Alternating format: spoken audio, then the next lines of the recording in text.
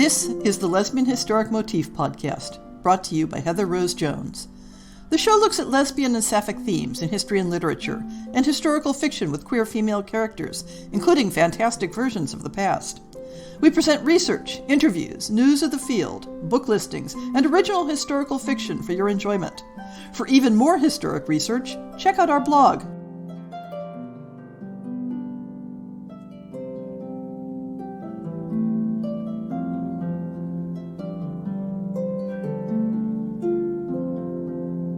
This month's story is the second appearance of Jennifer Nestojko in our fiction series.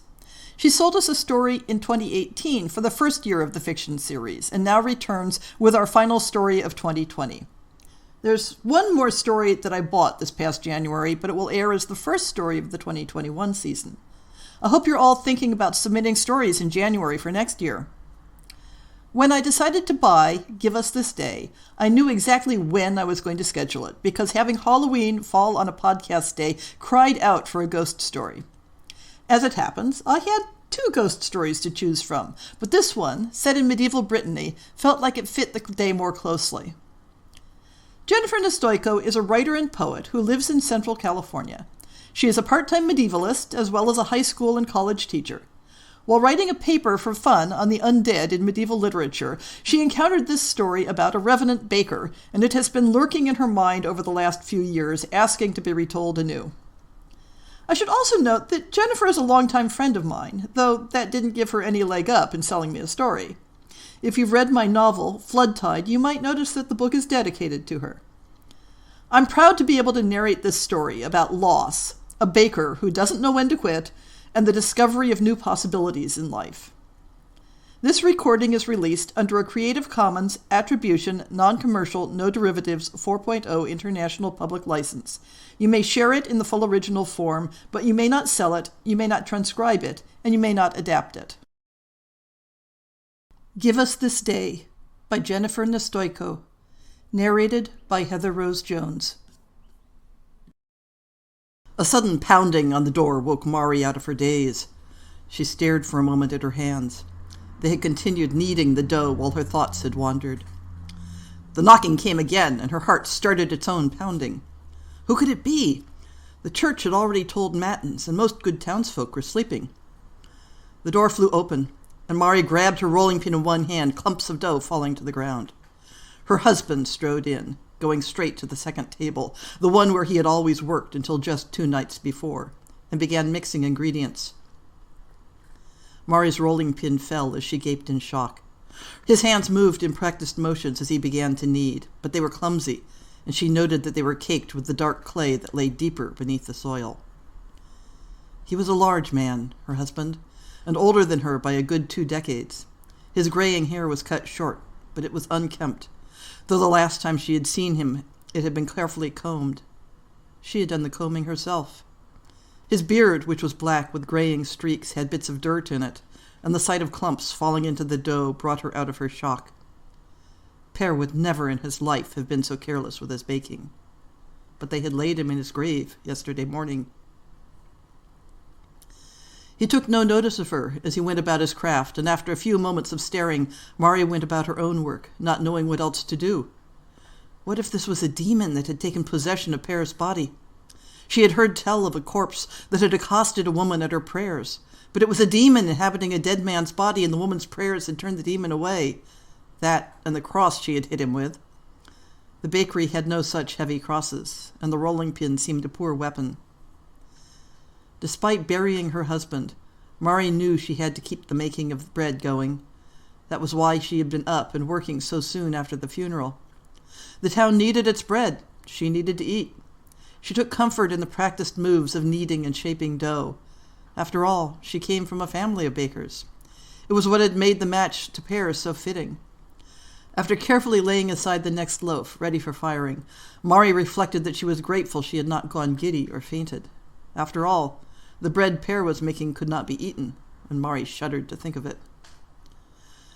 The night passed in a silence punctuated by the sounds that came with baking. She and Per had spent many a night working peacefully in this way, though they had also spent many nights talking as they worked. He had been a relief as a husband, considerate of her, and never unkind. If he had never been the love minstrels sang of, then he had also never been the tyrant some husbands could be. This night was not peaceful. Mari wanted to speak to him, to ask what was happening or why he was there. She wanted him to turn to her, and she prayed that he would not.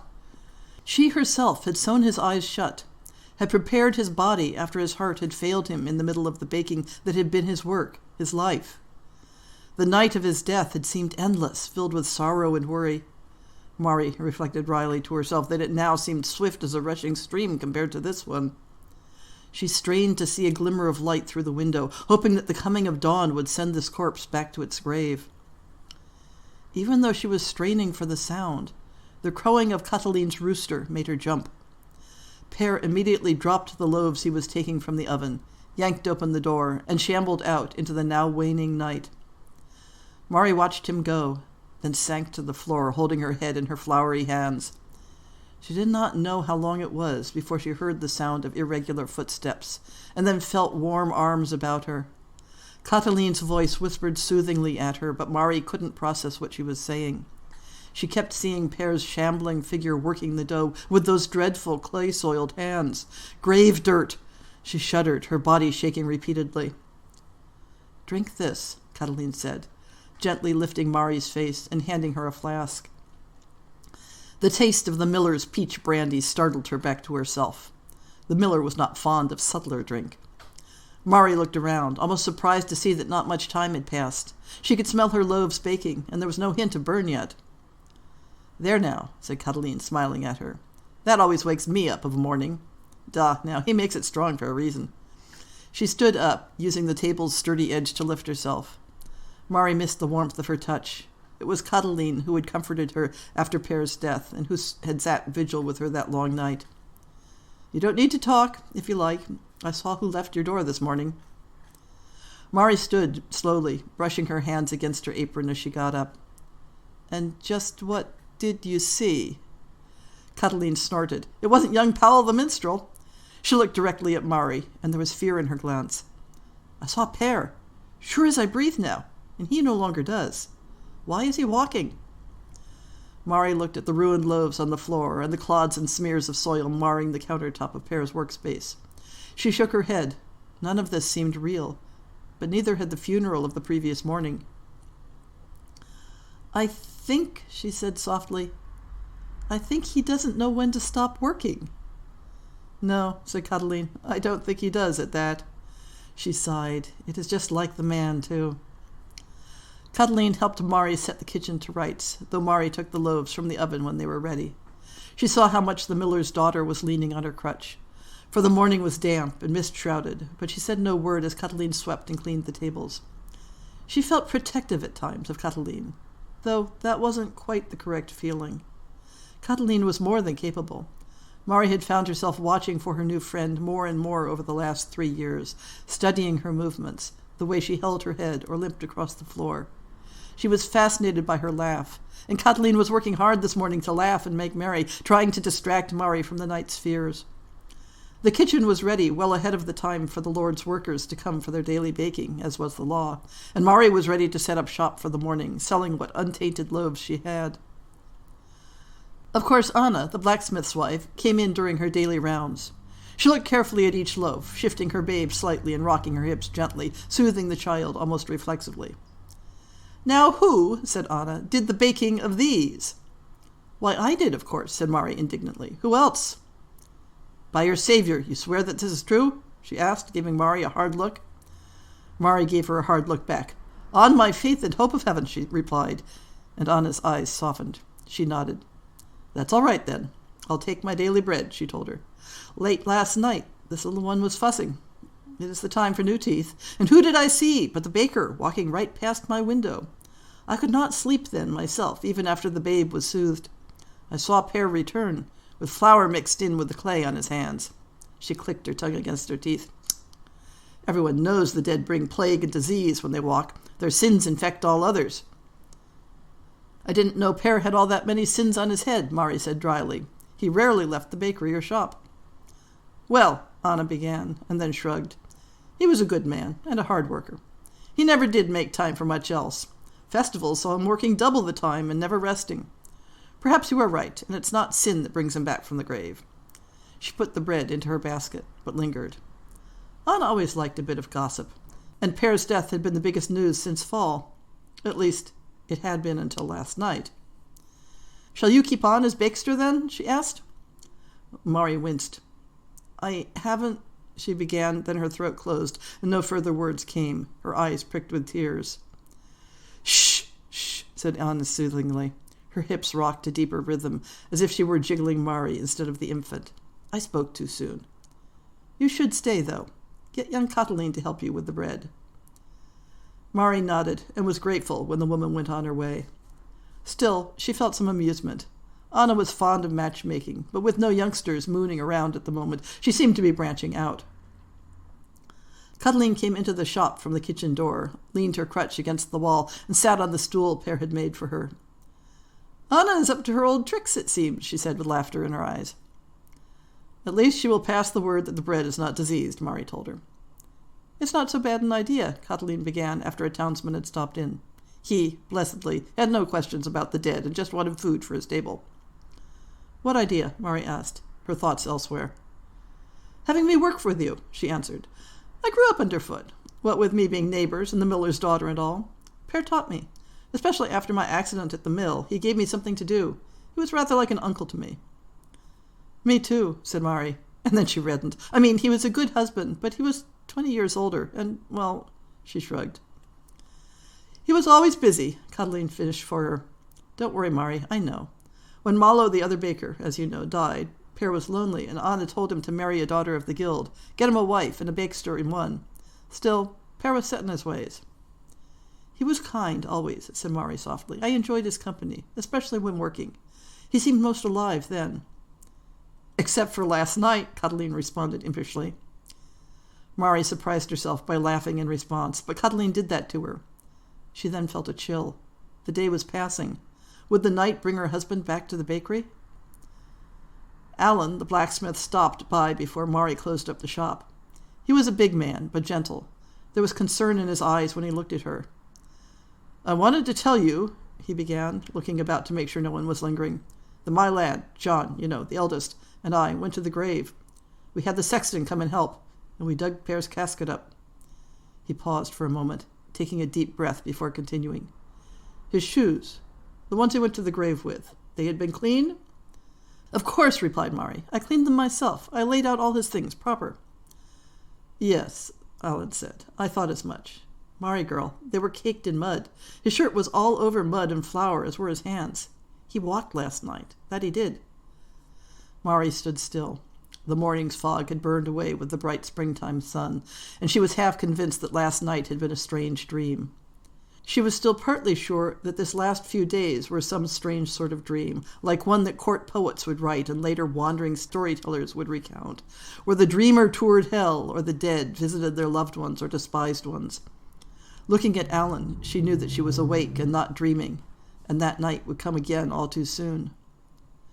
"Not to worry," the blacksmith said, correctly reading her fear. "I have arranged that some of the village men, those stout of heart and limb, will barricade his way should Per walk this night. John will be with us as well. Get you your rest if you can." Mari could not rest that afternoon. She lay on her bed, but stared blankly at the cross on the wall of her room, running the beads of her rosary through her fingers. Was there a special prayer to keep the dead from walking? She would never have thought to have need of one.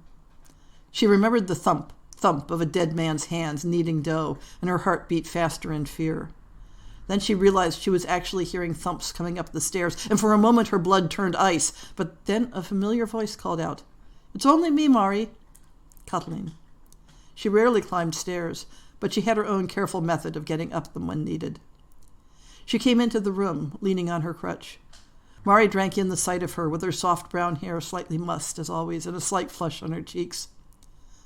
"I figured you wouldn't be sleeping," Katalin said. "Shall I keep you company?" "Please?" Mari asked, and Katalin propped her crutch against the wall and limped over to the bed, lying down beside Mari, slipping her strong hand into Mari's own. Mari held her hand tightly, letting the tears come. Katalin put an arm around her and began smoothing Mari's hair, and the tenderness of her touch brought the much-needed sleep she had been courting. Katalin quietly came with her to the bakery when it was time to prepare the bread, leaving no room for argument. Mari would not have argued. She dreaded the coming night and had no wish to be alone. They worked together companionably, but anxiously, starting at any sound. Mari had carefully prepared a space for Per, should he return, so that he would need touch nothing that she and Katalin would be using. She remembered tales of dead men and curses and plague and prayed that the men at the barricade would come to no harm. The mist had been curling around the buildings when they had opened up the bakery. It lay still and silent on the trees and hedges, on the sleeping homes of the townsfolk. But through the silent fog came shouts and strange noises. Mari froze, staring at the dough in her bowl, more frightened than the night before. The door flew open, and she jumped, letting out a small shriek. Katalin on her stool exclaimed, "Anna, what is the matter?" Anna closed the door, her face white. Per is throwing rocks at Atlan and John and the others. Ma Inora has the children down with my mother for safety. I thought I'd warn you. Someone yelped in the darkness. Anna moved quickly from the door and went to a corner, picking up a large baking paddle. Katalin passed something in a small gold box to Mari. "Take this," she said. "I got it from Father Brendan this afternoon, with his blessing." Mari took a quick look. It was a piece of communion bread. Mari knew that bread. She baked it every week, specially for the church. "Consecrated?" she asked. "Yes," said Katalin, and then the door swung open again. Per came in, head swinging from side to side. He was agitated, knocking bowls off counters, moving to his table, slamming flour down and spilling water. He was much clumsier than he had been the night before. Mari could see that his eyes were still sewn shut. How he navigated the road here, much less the kitchen, was beyond her ken. One of the good bread bowls hit the floor and cracked. Water hit the side of the oven and sizzled as it steamed. Katalin lunged off her stool and hit Per with her crutch as Anna hit him on the head with the baking paddle. There was a soft sound, like hitting a feather mattress, and then both crutch and paddle broke. Per swung his arms about clumsily. Anna dodged his blows, running back to the corner. One flailing fist caught Katalin in the chest, and she fell back to the ground. Mari wanted to run to her to see how she fared, but she couldn't. The dead man turned back to his work, trying to turn water and flour into dough, as he had for so many nights before. "Per!" Mari cried, walking up to him. He stilled for a moment, calmed, it seemed, by her voice. Then he turned to her, his sewn-up eyes gruesome, his mouth open. "Your work is done now. We can carry on for you." Per turned back to the table. "Per," she repeated, "you have earned your rest. In God's name, rest." He turned to her again, his clay-stained hands reaching for her, but Mari stepped closer and brought out the communion bread and reached up to lay it on his tongue. His forehead was cold as she sketched the sign of the cross in the dirt there. His eyelids ripped open, tearing her careful stitches, and for one moment he looked at her. Tears ran down his face, making small tracks. He nodded once, turned, and left, shambling into the night. Mari stood, watching him go, knowing somehow that he was returning to his grave. She whispered a small prayer for his soul, tracing his way down the street in her mind.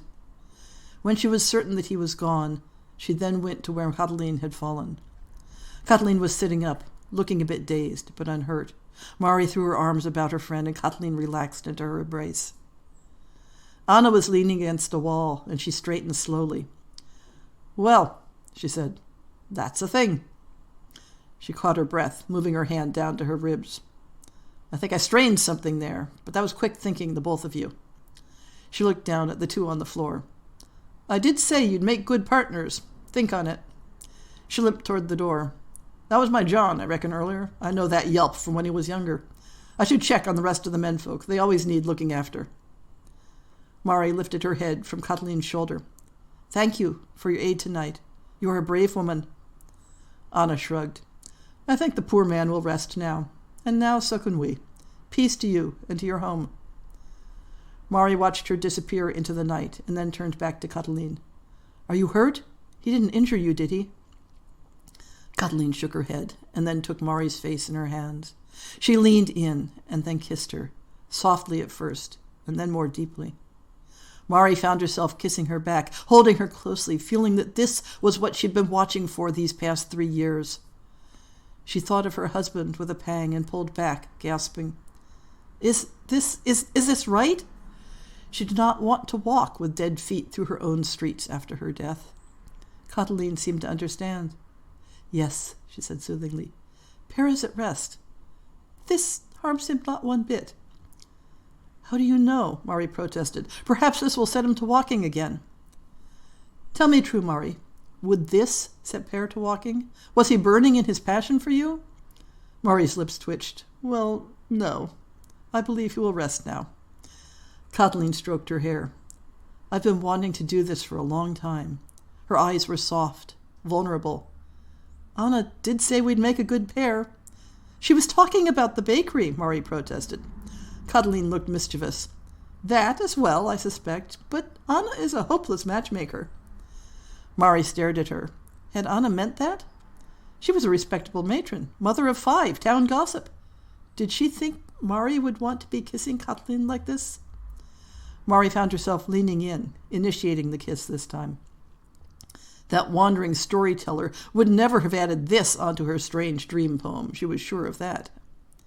Wait, she said, ending the kiss, her worries asserting themselves once more. If this is wrong, will I be walking from my grave some day, pelting the town with stones? Mari, dear heart, said Catiline gravely, her face serious. You just gave the holy sacrament to the dead, blessing him back to his grave. You have sent him onward to his new home. Can you so soon fall into darkness? Mari stared at her. It seemed she didn't need a court poet or a wandering storyteller. She had a poet with her. I just did what was needed. With love, Catiline said, as this is love, and needed. She kissed her softly, gently, on the forehead, on the lips.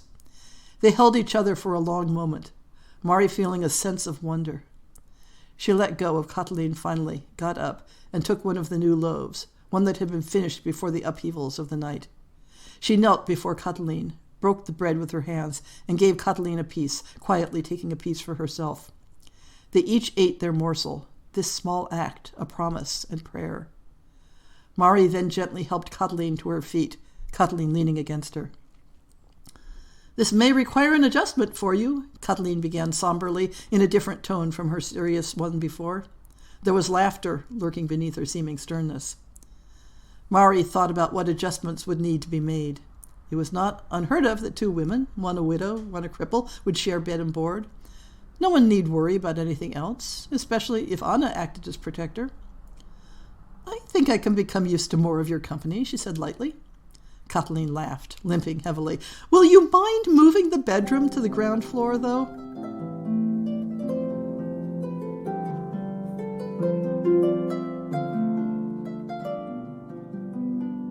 I hope you've enjoyed this episode of the Lesbian Historic Motif Podcast. See the show notes for links to people and topics. Most shows will have a transcript linked as well. If you have a book announcement, a topic suggestion, or might like to appear on the show, please drop me an email. If you enjoyed this podcast, please rate it and subscribe on your favorite podcast app, and consider supporting our Patreon.